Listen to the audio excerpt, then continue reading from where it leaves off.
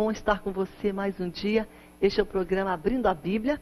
Estamos com você com a Palavra de Deus. Um programa da Palavra que produz crescimento, edificação, libertação, renovo, cura.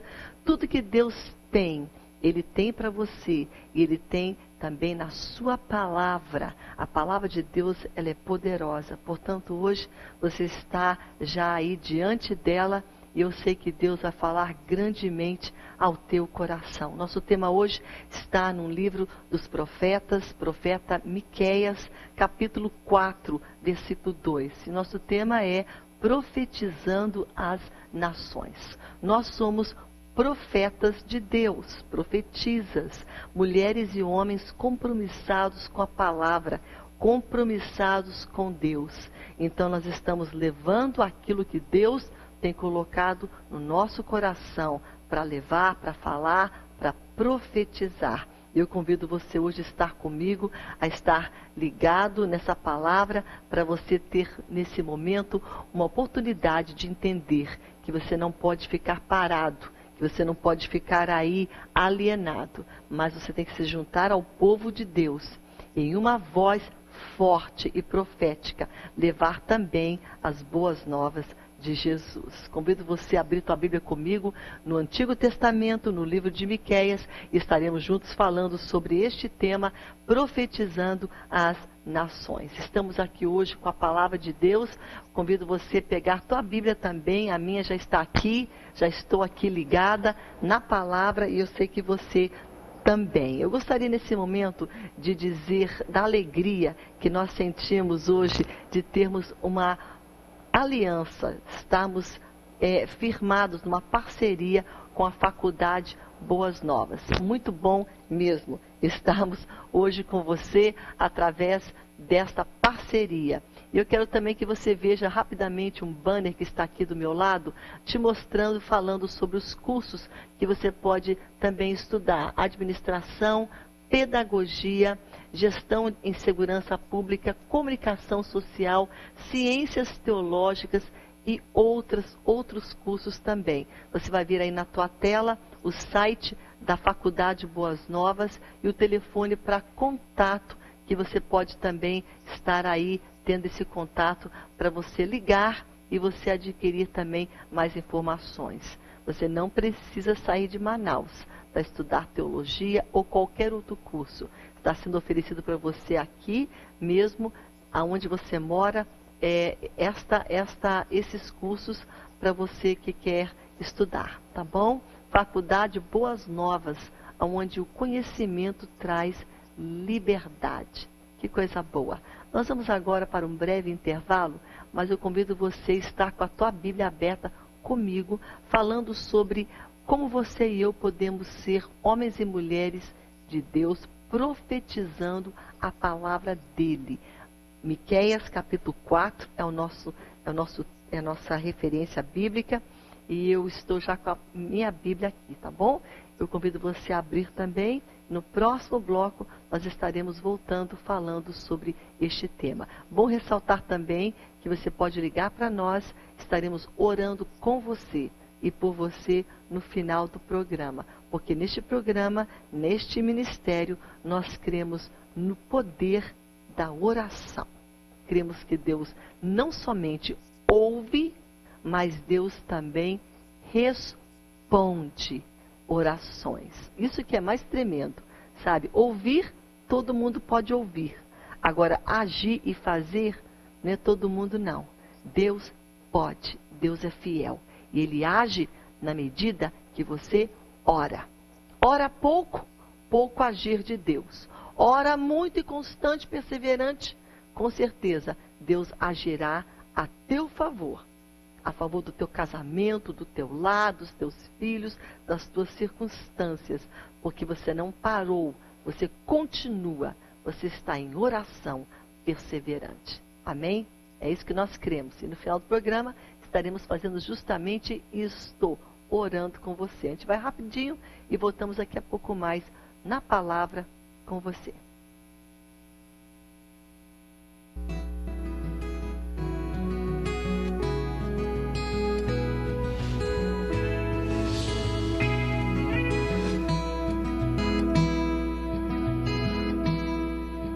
estamos de volta com você nesse dia, falando sobre um tema muito tremendo, porque hoje muitas pessoas estão tomando para si, e eu não quero criticar ninguém, o título de profeta.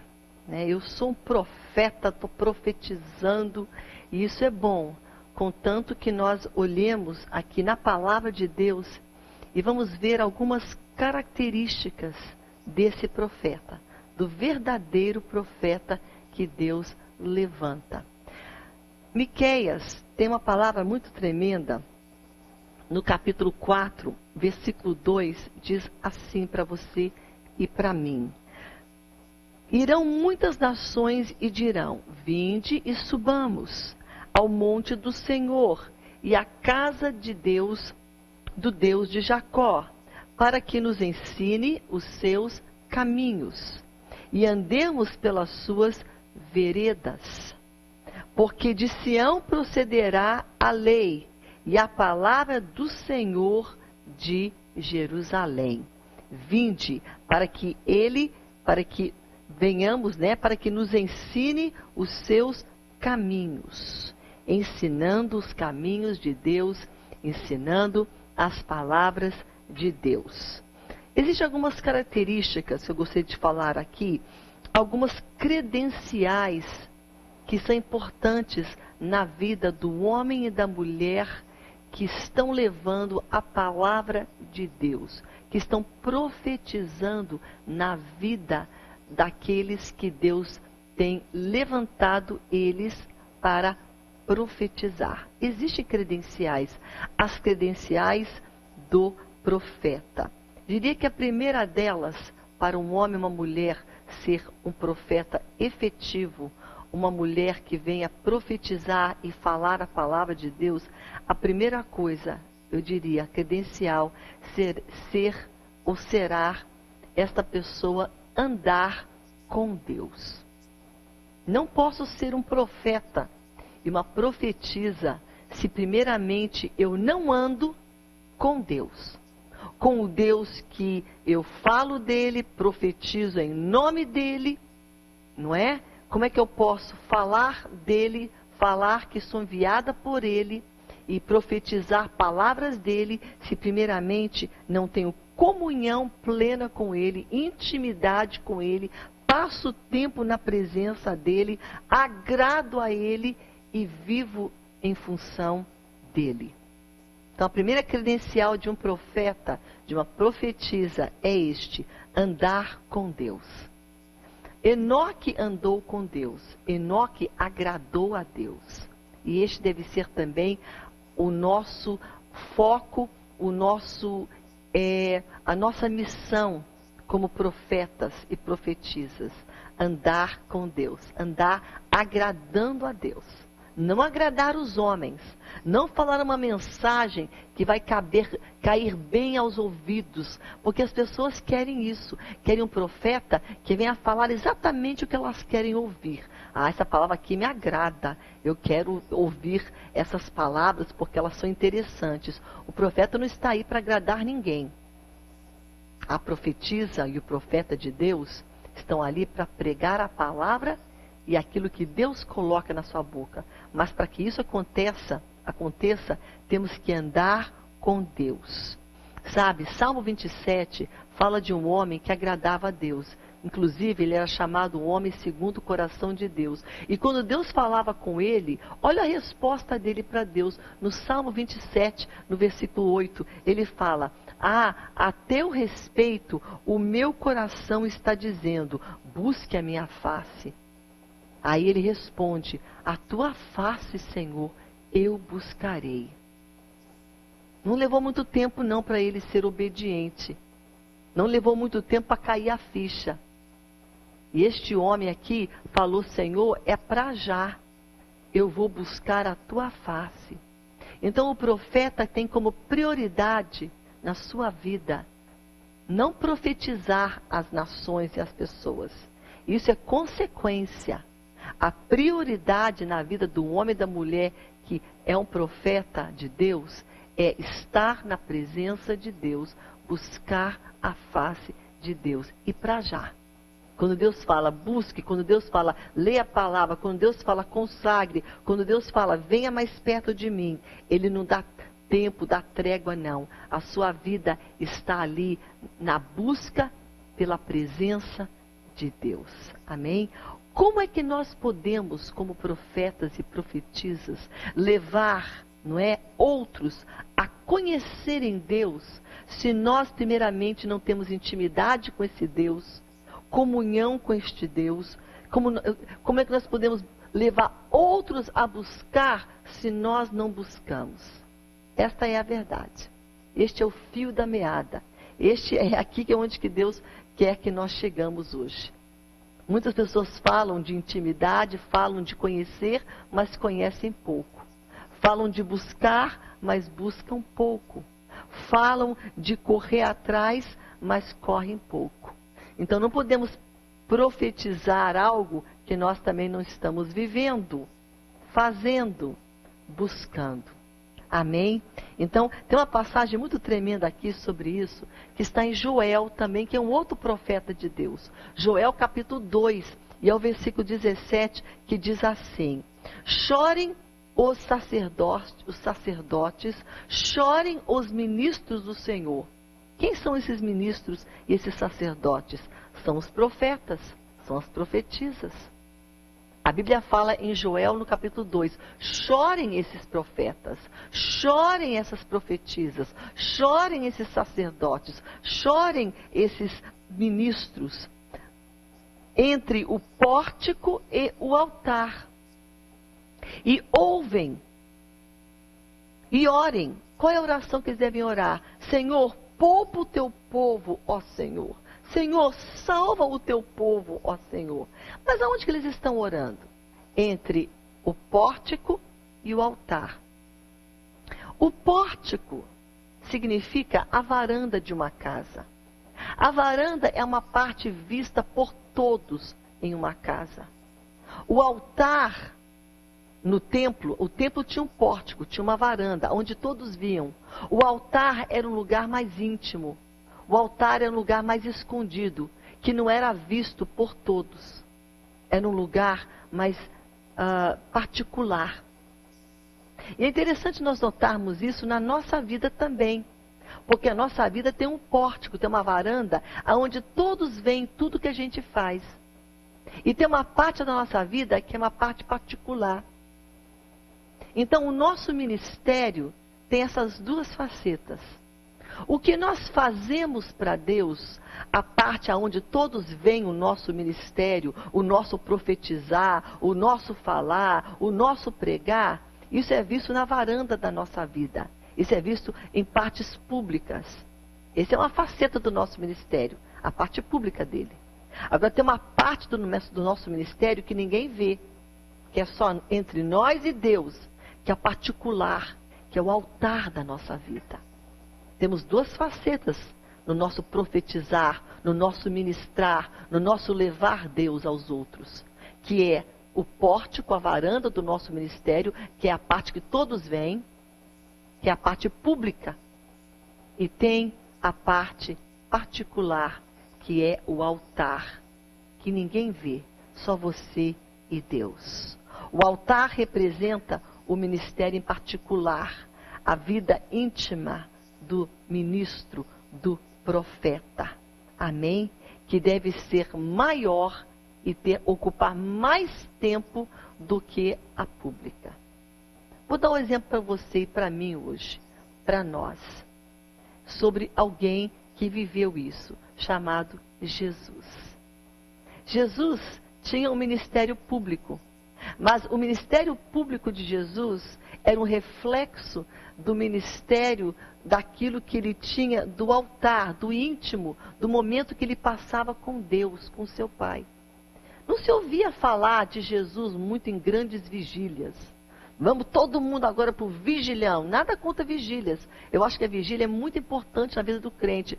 Temos que orar sim, passar a noite orando. Eu sou a favor. Mas Jesus não passava muito tempo em grandes conglomerados, de grandes movimentos. Não. Ele passava tempo a só. A vigília de Jesus era ele no monte, sozinho, falando com o Pai. orando, buscando Deus, buscando o Pai, buscando a face do Pai. Interessante isso. Ele estava ali a sós, buscando, e ali, aquele momento a sós, na busca de Deus, na busca do poder de Deus, da vontade do Pai, é que nascia o seu ministério público. Tinha muita força, muita unção, autoridade, curas, milagres, libertações, coisas tremendas nasciam do altar, do momento da intimidade com o Pai. Será que dá para a gente entender hoje que Deus está pedindo isso de nós também? Que o nosso momento de altar, nossa comunhão com o Pai, seja maior, seja mais tempo do que aquele tempo que passamos no ministério, onde todos estão vendo a varanda, a parte pública do nosso ministério. É interessante isso. Jesus passava horas e tempo em oração, e dali nascia, então, o seu ministério com as pessoas, a parte pública, aonde ele curava, aonde ele ministrava, aonde ele tinha poder ali para fazer grandes milagres. Amém? Por isso nós devemos entender que o nosso momento particular com Deus, o nosso devocional, o nosso momento a sós com Deus, deve ter primazia, primeiro plano, e não aquele que é o público. E nós trocamos isso. Nós passamos mais tempo no público do que em particular. Mais tempo na varanda do que no altar. Mais tempo no pórtico, fazendo, do que sendo ali submisso e tendo relacionamento íntimo com o nosso Deus. Amém? Que hoje nós possamos ter esta perspectiva, que a vitória é ganha no altar, entre você e Deus. A minha vitória não é na varanda, no público, no meu ministério. É entre eu e Deus a sós. Quando eu choro, lamento, rasgo o meu coração, rasgo a minha alma, rasgo o meu ser diante do meu Deus. É isso que Deus quer hoje para os seus profetas, para as suas profetisas. Amém? Então podemos dizer que a primeira credencial do profeta é isso, intimidade, é chegar perto de Deus, é relacionamento com Deus. Segundo aspecto, segundo pilar, segundo ponto, o que dá esse embasamento às credenciais de um profeta, seria também a santidade. Sem santidade não posso profetizar aquilo que Deus tem para eu falar, e se eu falar sem santidade, fica como se fossem palavras vazias. Olha o pensamento aqui. A santidade se origina pela busca da glória de Deus. Aonde nasce a santidade? Não é na minha glória, no meu reconhecimento. A santidade se origina na busca pela glória de Deus. Olha o que diz João, capítulo 5, versículo 44. Como que vocês podem crer se aceitarem glória uns dos outros, mas não procuram a glória que vem do Deus único? Sabemos que estamos relacionando bem com Deus quando nosso anseio por sua glória nos faz renunciar os louvores dos homens. Esse é um pensamento de um livro que eu amo, chamado O Desafio da Santidade. Eu estou sabendo bem que o meu relacionamento está bem com Deus. É um detector que eu estou bem com Deus quando eu anseio, quando anseio pela glória dos homens, não me atrai, mas o anseio do meu coração é trazer glória e honra a Deus. Esse deve ser o maior motivador do profeta. Não chamar atenção para si, para o seu ministério, para a sua palavra, mas trazer reconhecimento da glória de Deus, apontar Deus, glorificar Deus, magnificar Deus, exaltar Deus, fazer Deus conhecido. E João entendia isso bem, quando ele fala no capítulo 3 de João, o versículo 30, ele diz assim: convém que ele cresça e eu diminui. Essa é a função do profeta. Ficar pequeno e fazer Deus grande, Deus conhecido. A santidade, então, chega para aquele cujo maior tesouro é a palavra de Deus também. Primeiro, a glória de Deus. Nada de querer ficar conhecido. Eu sou conhecido, eu vou ser conhecido. Eu vou ser conhecido nas nações. Não, Deus será conhecido nas nações através da minha vida. Eu sou pequena. Eu sou um vaso. Eu sou um instrumento. O rodo, por exemplo, ele é um instrumento que limpa, que tira a água. Ele trabalha só? O rodo não, tem que alguém puxar aquele rodo. Alguém manusear e fazer ele funcionar. Então nós somos o rodo. E quem está nos movendo é Deus. Está entendendo? E a glória é de Deus. Então o profeta tem que estar ciente da santidade de Deus na vida dele. E a santidade é movida por o quê? Por fazer Deus conhecido. A glória será de Deus. A honra será de Deus. E eu serei somente cada dia mais menor para que Deus seja maior. Amém? É isso que Deus quer. Santidade na vida do profeta. Havia um profeta que reconheceu isso. O nome dele era Isaías. Em Isaías capítulo 6, versículo 1 diz: no ano que morreu o rei Uzias, eu vi o Senhor assentado sobre um alto e sublime trono, e as abas das suas vestes enchiam o templo. Olha a atitude desse profeta que viu a glória de Deus.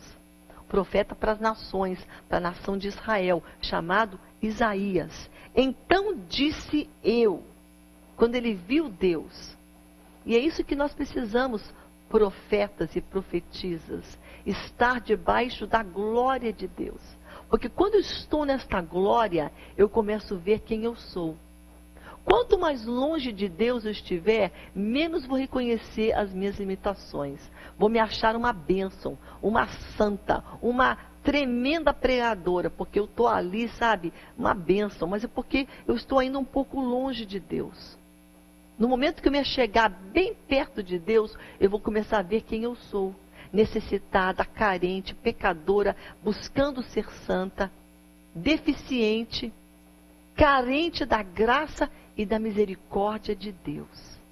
É assim que o profeta tem que ser. Não pode se sentir todo poderoso, todo dono da verdade. Não. O verdadeiro profeta de Deus é esse aqui que fala: então disse eu, ai de mim, que estou perecendo, porque eu sou homem de lábios impuros. Habito no meio de um povo impuro, de lábios, sabe, impuros lábios, e os meus olhos viram o Rei, o Senhor dos exércitos. Mas aí voou um serafim, ele pegou lá uma tenaz, pegou lá uma pequena labareda ali, um pequeno, das cinzas ali, uma brasa, e colocou na boca de Isaías, e aquilo ali foi o que Deus usou para purificar os lábios impuros. Então isso quer dizer que a minha vida sem Deus, nada funciona. É Deus que me purifica diariamente. É Deus que me santifica diariamente. É Deus que me toca diariamente. É Deus que faz eu ver diariamente quão necessitada eu sou dele. Quão pequena, quão insignificante, quão pecadora, quão longe, sabe, a quem eu sou. E ele é tudo, ele é grande, a glória é dele. A santidade vem dele. É assim que o profeta tem que ser. Tremer e temer. Ser pequeno, ser sempre dependente de Deus. E reconhecer que ele também está vulnerável, susceptível, lábios impuros. Ele tem sempre que estar vigiando a vida dele. Santificando a vida dele. E reconhecer também que ele é impuro, que ele tem luta contra o pecado. Para que ele possa levar outros a lutar contra o pecado, outros a serem santos, outros a buscarem a santidade também. E quando essa brasa toca a nossa vida, hoje a brasa é a brasa do Espírito Santo que nos queima, que nos consome, que nos purifica, que nos mostra quem nós somos. E claro, o sangue de Jesus que nos purifica de todo o nosso pecado. Como é que nós podemos apregoar um evangelho de santidade se primeiro nós não estamos dispostos a nos santificar?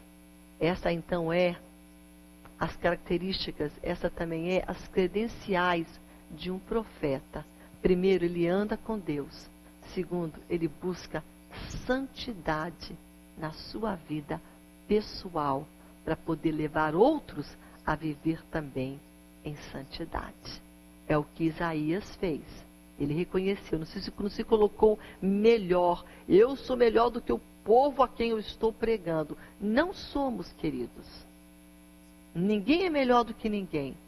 Nós temos que andar junto com aqueles que estamos levando a Deus, reconhecendo que a mesma coisa que tenta eles, tenta a mim. O mesmo pecado que pode fazer ele cair, pode fazer eu cair também. O profeta tem que sempre estar antenado, reconhecendo que ele também luta contra o pecado. E ele precisa de Deus na sua vida, santificação pessoal, para levar outros a serem santificados também. Credenciais de um profeta usado por Deus. É o que eu preciso hoje, é o que eu quero hoje, é o que eu necessito hoje. Amém? Para nós hoje essa palavra, para homens e mulheres que estão levando uma palavra tremenda às pessoas, estão levando a vidas. Amém? Nós vamos voltar no próximo intervalo, depois do intervalo, falando de uma outra credencial na vida de um profeta, chamado integridade. Não é fácil não. Eu tenho que falar aquilo que estou vivendo também. Se eu quero que o outro, aquele que estou, para o qual eu estou profetizando, que ele tenha uma vida de integridade no seu trabalho, no seu lar, nos seus negócios, eu tenho que viver também na minha vida pessoal integridade também. Amém? O profeta íntegro, verdadeiro. Nós vamos agora para um breve intervalo. Vamos voltar com você daqui a pouco mais nesta palavra.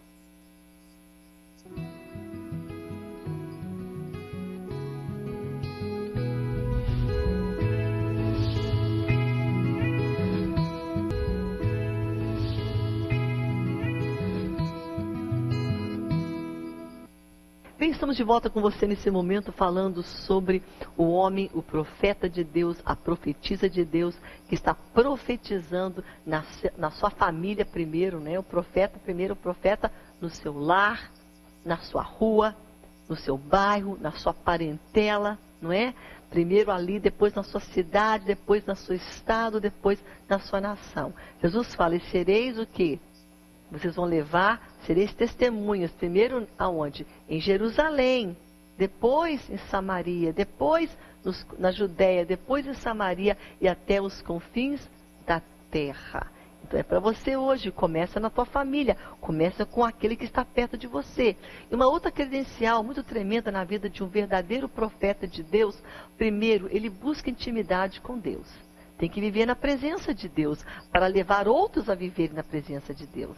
Para que funcione a sua palavra. Segundo, tem que ser uma pessoa de santidade, buscar santidade pessoal. Como é que eu posso levar outros a santificarem se eu não estou pagando o preço da santificação pessoal na minha vida como profetisa do Senhor, como profeta? Terceiro, integridade. Ser íntegro é ter caráter irrepreensível. Caráter irrepreensível em todos os momentos da vida do profeta. Porque profeta também compra carro e vende carro. Por exemplo, vender, sim.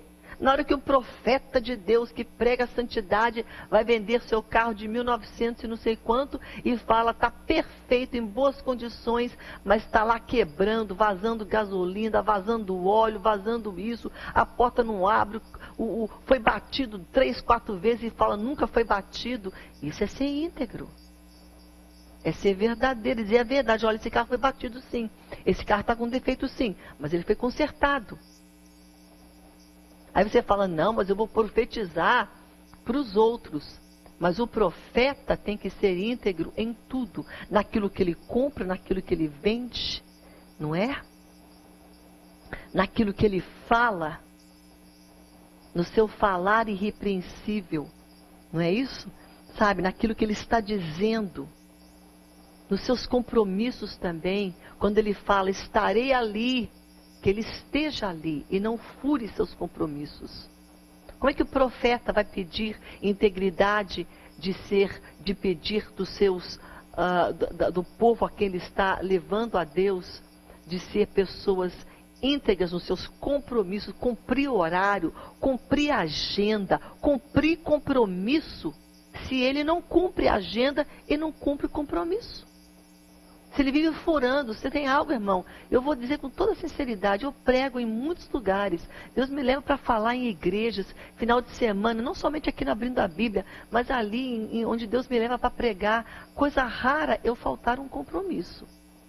E se eu for faltar por uma enfermidade ou algum problema, eu vou deixar bem ciente e claro para a pessoa com antecedência poder me substituir. Olha, coloca uma pessoa ali porque eu não poderei atender o meu compromisso. Quem me convida sabe disso. Eu sempre atendo e sempre estou ali. Se não estiver, é porque alguma coisa aconteceu com a minha família, com alguma pessoa que eu não pude estar. Se nós vamos ser profetas do Senhor e profetizar na cidade de Manaus ou em outros cantos do Brasil para pessoas, temos que ser íntegros, cumprir nossa agenda, nosso horário. Se falou que vai estar lá, esteja lá, meu irmão. Não pegue 3, 4 lugares para profetizar. Eu vou pregar, aceitar a agenda aqui, aceitar a agenda aqui, aqui e aqui. E na hora que Deus falar, eu vou para um dos 4. Não, meu irmão. Se você aceitou e marcou com alguém para pregar X dia, 7 da noite, naquele sábado, é lá que você vai estar. Então não pegue a agenda em outro lugar. Você não é Deus. Deus pode estar em todos os lugares, porque Ele é onipresente, onisciente e onipotente. Você, profeta do Senhor, não é.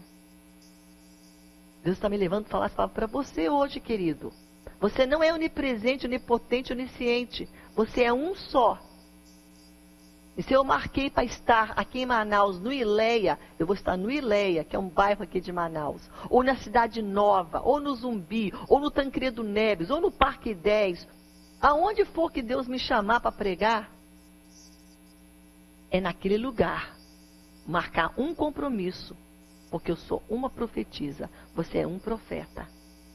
Então nada de ficar marcando 6 compromissos para uma noite só. Você não é 6, você é 1. Isso chama-se integridade. Seja íntegro nos seus compromissos. Seja íntegro na sua palavra. Vou estar lá? Vou. Não posso? Não posso. Sim, sim, não, não. Porque o resto procede, não tem boa procedência. Amém? Deus está falando conosco hoje.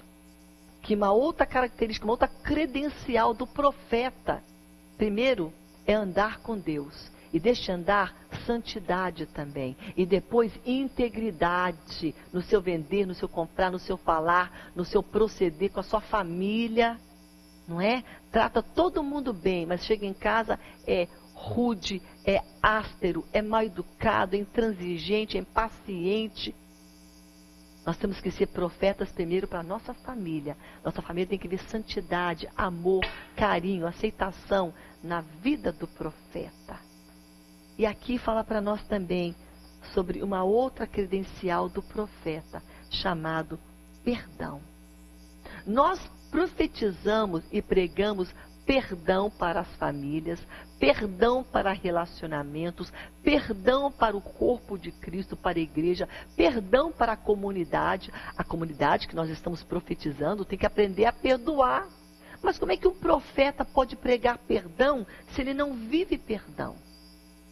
Como é que o profeta e a profetisa de Deus pode pregar reconciliação se ela não promove reconciliação? Está aqui na Bíblia. Olha só o que fala 2 Coríntios, capítulo 5, versículo 18. Ora, tudo provém de Deus, que nos reconciliou consigo mesmo, por meio de Cristo Jesus. Cristo Jesus me reconciliou a Deus.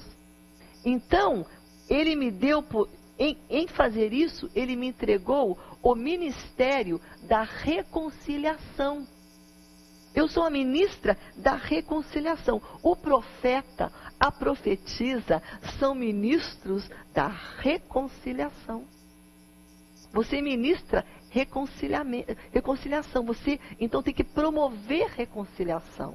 Aonde você for, você não vai ser um briguento, um complicado, onde chega, causa confusão, briga, discórdia. Esse não é teu ministério, não. A Bíblia fala em 2 Coríntios 5,18, que Deus me reconciliou, Jesus me reconciliou ao Pai, para que eu tenha também o ministério da reconciliação.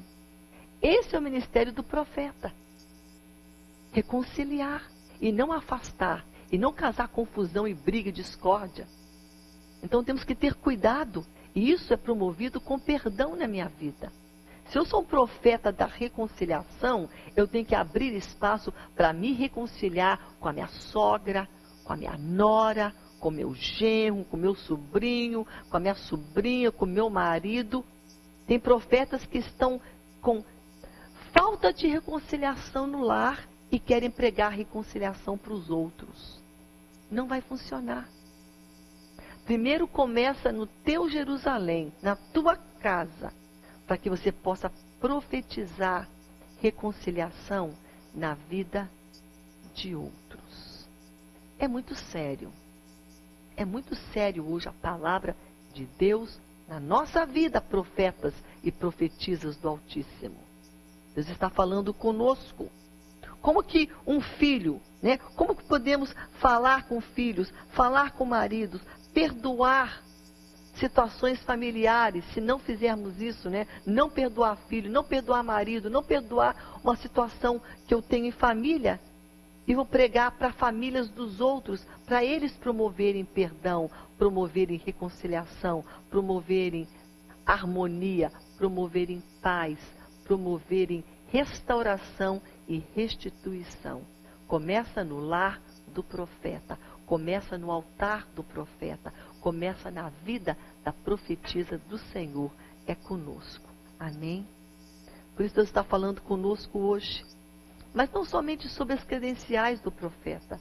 O que ele vai levar também? O profeta, primeiramente, tem que ser aquilo que ele prega. Ele tem que ser íntegro, tem que ser santo, tem que ser irrepreensível, tem que ter intimidade com Deus. Mas ele leva uma mensagem de ensino, uma mensagem que nem sempre é aquilo que o ouvinte quer ouvir. A mensagem do profeta, ele fala: vinde e subamos para que nos ensine a palavra de Deus. E muitas vezes a palavra de Deus é uma palavra de juízo e de confronto. João Batista também era um profeta de Deus. Ele foi antes de Jesus, abriu o caminho. E a palavra dele não é aquela palavra que o povo ali, os saduceus, não é? Os fariseus queriam ouvir, não.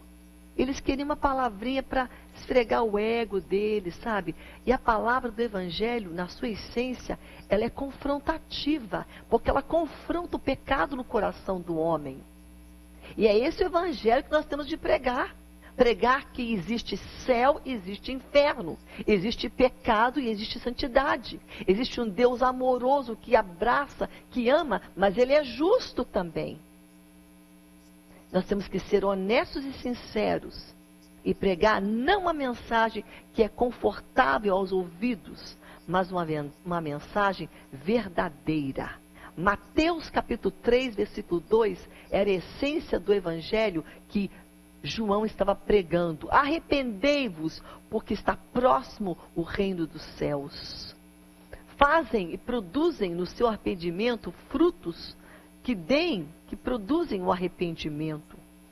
Prepara o teu coração para a mudança. Prepare para mudar. Prepare para arrepender. Essa era a mensagem de confronto.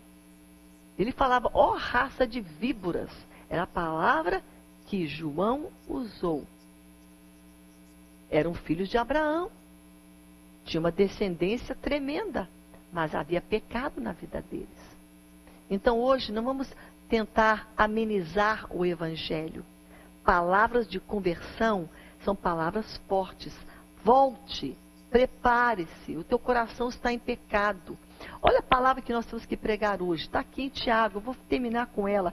Essa é a palavra que deve estar na boca dos profetas de Deus.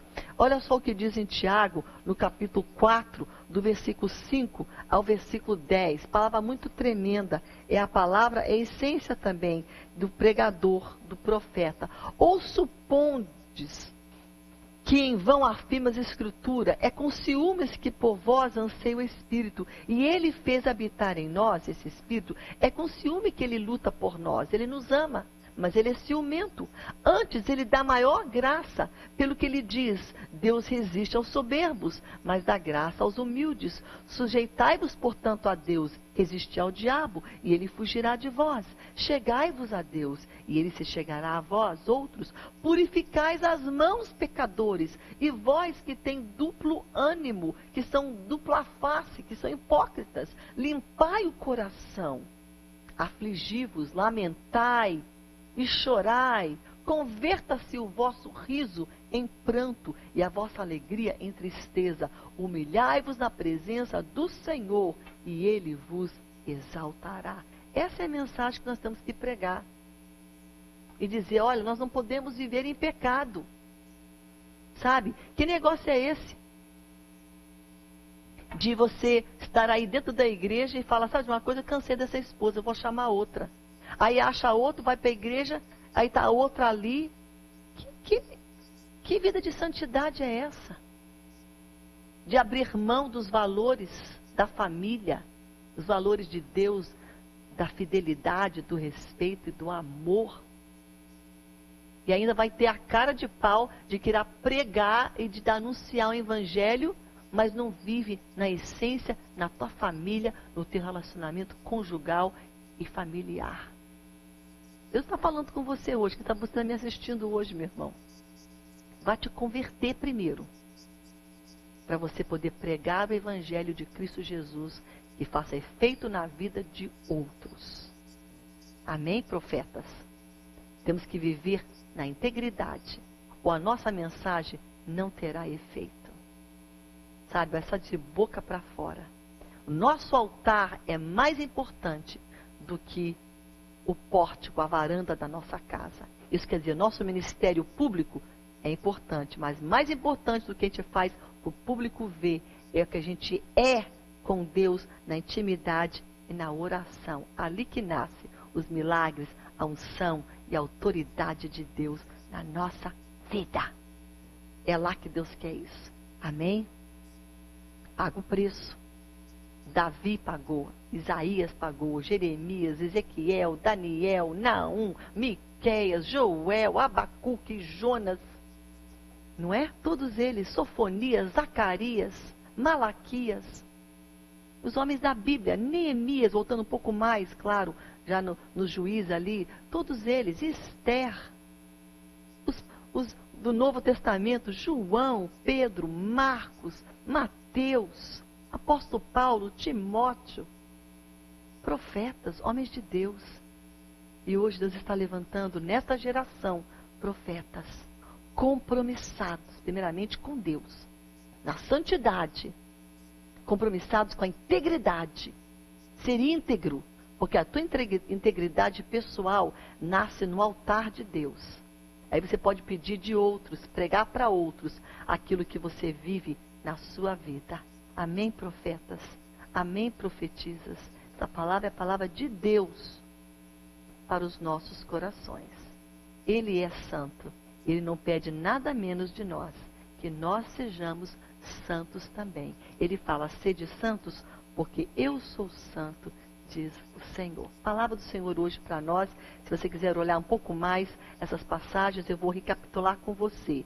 Começamos com Miqueias capítulo 4, versículo 2, Joel, também outro profeta, capítulo 2, versículo 17.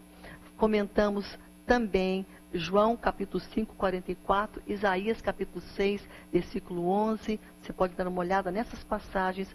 2 Coríntios capítulo 5, versículo 18. E terminamos aqui com Isaías, eu não cheguei lá ainda, 49 e 61.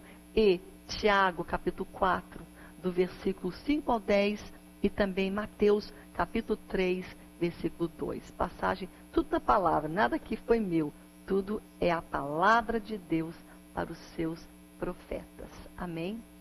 Eu sou uma delas, uma profetisa do Senhor na tua vida. Tá bom? Deus te abençoe. Nós vamos para o nosso intervalo agora, nós vamos voltar orando com você. Amém? Orando pela tua vida, orando pela tua circunstância, apresentando ela no altar de Deus em oração. Daqui a pouco mais eu volto com você.